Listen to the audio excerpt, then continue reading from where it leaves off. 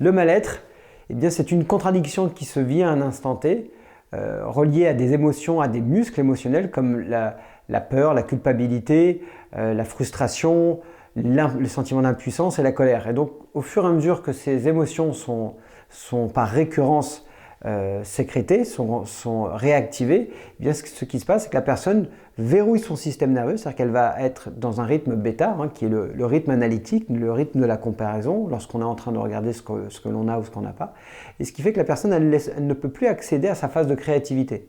Chaque jour, nous sommes challengés par des événements. Chaque jour, il y a des événements qui viennent nous faire grandir. C'est quelque chose qui vient vous donner une alerte, un signal pour évoluer dans votre vie. Donc si vous rencontrez une situation de mal-être parce que vous avez une facture, parce que votre conjoint vous critique, parce que vous n'avez pas de reconnaissance de votre patron, eh bien c'est qu'il y a un message indispensable pour vous à prendre conscience de manière à vous libérer.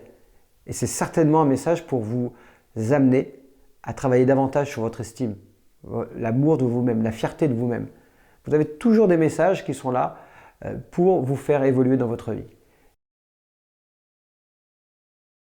La chose que je suggérerais aux personnes lorsqu'elles sont dans un état de mal-être, c'est de tout de suite de prendre conscience de l'émotion qu'elles vivent actuellement, de l'accueillir, de prendre conscience que cette émotion, elle est vraie, elle le vit sur le moment, mais qu'à chaque fois que vous repensez à ce que vous n'avez pas, vous la réactivez.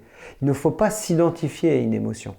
En tout cas, pour conclure, toute émotion négative est souvent à l'origine d'une peur, de 3 grandes peurs universelles: la peur de ne pas être à la hauteur, donc la peur de ne pas être à la hauteur, la peur du rejet, donc de l'abandon, et la peur de ne pas être digne, peur de ne pas se sentir légitime. Et donc, quand vous prenez conscience de cette peur, à ce moment-là, vous pouvez commencer à travailler sur votre évolution à partir de ce diagnostic. Mais il est très important de comprendre qu'il y a une source, il y a une sémantique par rapport à ce que vous vivez dans votre moment présent.